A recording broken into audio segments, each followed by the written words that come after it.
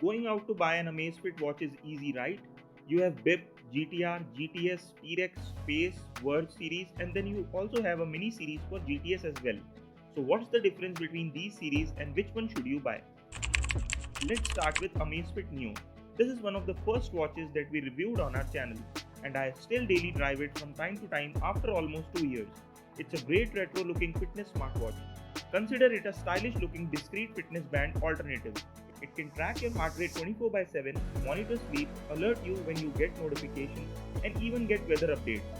It costs around $39 or 2500 Indian rupees and is great if you don't want a full-fledged smartwatch. And the battery will easily last you a week on a single charge. There are only 3 sports profiles on the watch: walking, cycling and running, and you would need to carry your phone with you as there is no built-in GPS on the watch. To begin tracking sports activity, you would need to use your Zap app. You can't do that without using the app. So it isn't a sophisticated smartwatch, but it's a great fitness tracker. The next smartwatch on our list is the Bip series. These, unlike the previous retro watch, actually look like a smartwatch. They have a touchscreen display, and depending on the model, you can even get a 2.5D curved screen. Under the Bip line, you can buy Bip U, Bip U Pro, Bip 3 and Bip 3 Pro. Now this will probably be a long video, so let me tell you right now. All the Pro and non-Pro Amazfit models look alike and have almost identical specs with minor differences. For instance, the major difference between Bip U and Bip U Pro is that Pro variant has microphone for Alexa, built-in compass and GPS. Rest all the specs are same, down right to the UI. Bip series, in my opinion, is somewhere between a fitness band and a smartwatch. Because you don't get app installing capabilities, no calling support, you can only dismiss or ignore the calls, you can't store music. However, what makes it close to a smartwatch is the ability to use Alexa, 60 plus sports profiles on the watch and touchscreen display. You can also download plenty of watch faces from the Zap app or use any third-party app like Amazfaces. Another thing that makes the Bip series great is its battery life. On heavy usage, the watch would last you 5 to 6 days, and more than that if you don't use GPS for workouts. I would recommend this watch to users who only need notifications to check who is texting or who is calling without taking out your phone. Plus, you only want to track your walks, sleep, heart rate, running and cycling. If you need a fancy AMOLED screen, map importing feature or any other niche sports profile, then this is not for you.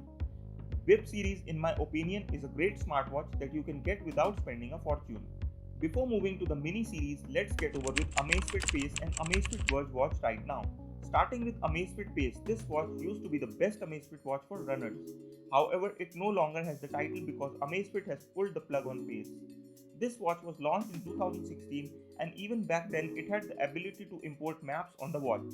Since then, the watch has never been updated with a refresh. So if you see them being sold even at a throwaway price, don't buy them.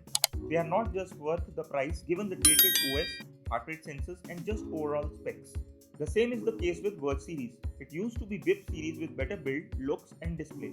However, this series has been discontinued because Amazfit realized why sell budget series in the premium body when you can sell downgraded flagship watches. Also, if you are enjoying the video so far, make sure to subscribe to our channel to watch more videos like these. And this brings us to the Amazfit GTS 2 and GTS 4 mini series Amazfit watches. Before we proceed, let's make some things clear. S in Amazfit GTS denotes square and R in GTR denotes round. That's the only difference between S and R series watches.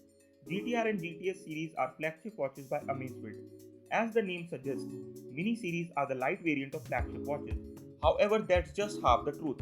For instance, Amazfit has already launched GTS 4 mini watch, and surprisingly there is no Amazfit GTS 4 that you can buy right now. And if you are following us on Instagram, then I have already shared the first look of Amazfit GTR and GTS 4 watches. One thing that I mentioned on Instagram is that GTS 4 will come with 4th gen BioTracker PPG sensor. So does GTS 4 mini come with the latest BioTracker sensor even before Amazfit has launched its flagship watch? No, it comes with BioTracker 3.0 sensor. Current flagship watches from Amazfit are GTR 3 and GTS 3.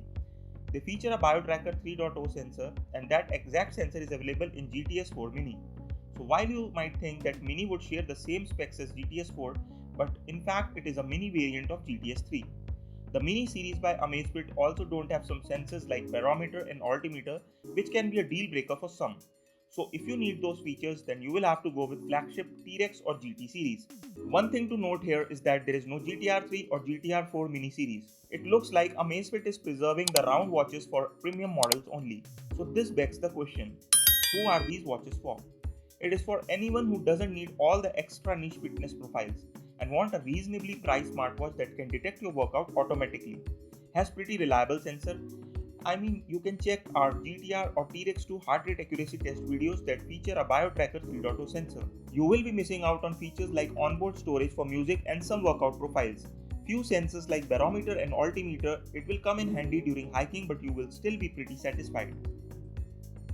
Enough about the mini series, time to talk about GTS 3 and GTR 3. You can check out my GTR 3 review if you want to know in detail about the watch.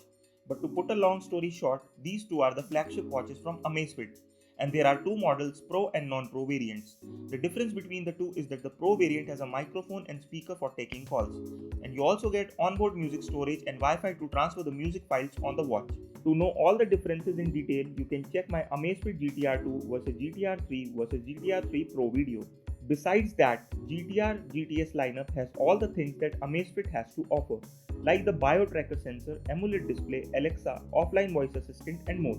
You can also download watch faces and install apps from the App Store. So for who is Amazfit GTR and GTS watches for? It is for anyone who wants a full-fledged experience of a smartwatch. And compared to the competition, I have to say Amazfit offer best bang for bucks watch in this price range. GTR GTS watches have a phenomenal 6 days life, which is better than Wear OS watches.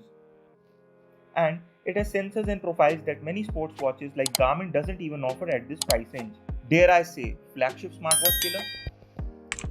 The next watch lineup from Amazfit is T-Rex, and the latest watch right now is the T-Rex 2. It is a rugged smartwatch that is aimed at adventurers and athletes. It has a military-grade body and comes with features like multi-sports profile, dual-band GPS, triathlon profile, map navigation support, and a lot more. You can check my T-Rex 2 review using the I button to know how well the features work. So who is this watch for? It is for hikers, trekkers, runners, or any athlete who wants the watch that is not fragile and lasts long. Even with heavy usage, this watch will easily last you 6 days, and on normal usage expected to be around 12 days of battery life. Since it's made for hardcore fitness enthusiasts, it doesn't come with a microphone, speaker, or onboard storage for music. If you are a runner who runs in the gym or road and budget isn't a constraint, then GTR GTS series will be fine. In fact, I would say this will be the perfect Amazfit watch for running. However, if you are someone who works hard, then play hard, then go with T-Rex 2. What I mean by playing hard is that you play basketball, football, go on multi-day trek, on weekends off, do trail running, you get the point. For those users, T-Rex 2 makes sense. The mini series is for those who live a semi-active lifestyle and are workaholics. You get best of both worlds with flagship-like looks and a good enough watch for daily sleep, steps, runs, and sports tracking.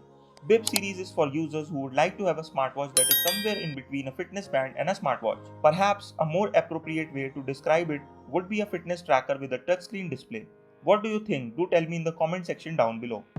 Last is Amazfit Neo, and as I described it in the beginning, it is the perfect watch for users who are looking for a discreet fitness tracker. If you will use the watch in day-to-day life, no one will even recognize this as a smartwatch or fitness tracker, and it is perfect for those who don't like a slim band style fitness tracker. So which Amazfit smartwatch are you going to buy?